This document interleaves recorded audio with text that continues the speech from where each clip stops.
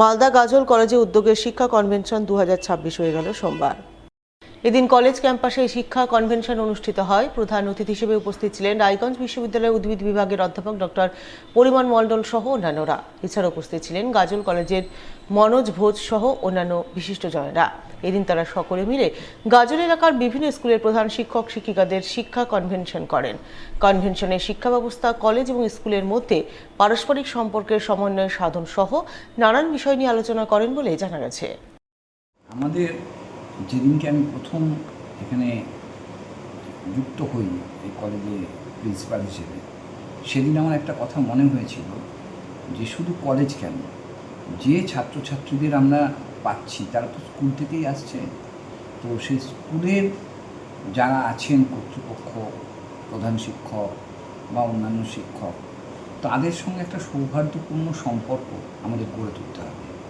সেই সৌহার্দ্যপূর্ণ সম্পর্ক গড়ে তোলবার জন্য আমরা প্রধান শিক্ষকদেরকে নিমন্ত্রণ করেছি, যাতে তারা আমাদের কি চাহিদা, আমাদের কি উদ্দেশ্য সেটা তারা জানেন, এবং জানার পর তারা তাদের ছাত্রছাত্রীদের অন্ততপক্ষে সেইভাবে একটু মানসিক প্রস্তুতি নেওয়াতে পারে। কারণ আমরা যাদের পড়াতে যাচ্ছি তারা একেবারেই অচেনা। সেই অচেনা মানুষগুলি, সেই বাচ্চাগুলি যেন এমন হয় যে তারা আগে থেকেই আমাদের চিনে গেছেন। আমরা তাদেরকে এইটুকু বলবো, সৌহার্দ্যপূর্ণ সম্পর্ক যখন করতে যাচ্ছি তখন আমরা তাদের কাছে বলবো যে আমরা এই করেছি বা করছি বা করতে চাই। তারপরেও কলেজের উন্নতির জন্য তো তাদের একটা বলা যায় যে একটা দক্ষতা আছেই, বা তাদের একটা পরামর্শ থাকবে। সেই পরামর্শগুলো নেওয়ার জন্য এবং সৌহার্দ্যপূর্ণ সম্পর্ক, এই দুটো হচ্ছে মুখ্য আমাদের। ফুল চাষে অন্যান্য চাষি ভাইদের দিশা দেখাচ্ছেন মালদার ইংরেজবাজার ব্লকের ফুল চাষি পঙ্কজ মণ্ডল। তিনি আগে তার জমিতে ধান, গমের চাষ করতেন, কিন্তু সেই চাষে সেভাবে লাভের মুখ দেখতে পেতেন না। তাই বিকল্প চাষ হিসাবে ফুল চাষে মনোনিবেশ করেন। তার জমিতে শুরু করেন গাঁদা ফুলের চাষ, আর এই চাষ করেই লাভবান হন তিনি। তার মুখ থেকে জানা গেল বর্তমানে বাজারে গাঁদা ফুলের চাহিদা রয়েছে।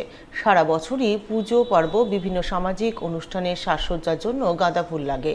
তাই বছরভর বাজারে গাঁদা ফুলের চাহিদা থাকে। সেই কারণে তিনি এই চাষে মনোনিবেশ করেছেন। গত 1 বছর আগে ফুলের চাষ করে এখন বেশ ভালো লাভের মুখ দেখতে পাচ্ছেন। তাই অন্যান্য চাষিরাও ধীরে ধীরে ফুল চাষে আগ্রহ দেখাচ্ছেন। আশা করছেন আগামী দিনে মালদায় এই ফুলের চাষ আরও বাড়বে। গাঁদা চাষ কবে থেকে করেন এখানে? এই বছর থেকে করছি। তো কেমন ফলন হয় এখানে? ফলন হয় মোটামুটি তো ঠিকই হতে চলার রকম। এই যে আবহাওয়া, এখানে কি গাঁদা চাষের আবহাওয়া আছে? হ্যাঁ আছে। না, কি ভেবে আপনি এই গাঁদা ফুল চাষ করেন, তাতে কি লাভ হচ্ছে না হচ্ছে একটু যদি বলেন। লাভ হচ্ছে, লস হলে থোড়া লাগাতাম, আচ্ছা লাভই হচ্ছে, আচ্ছা। মোটামুটি একটু লাভ হচ্ছে।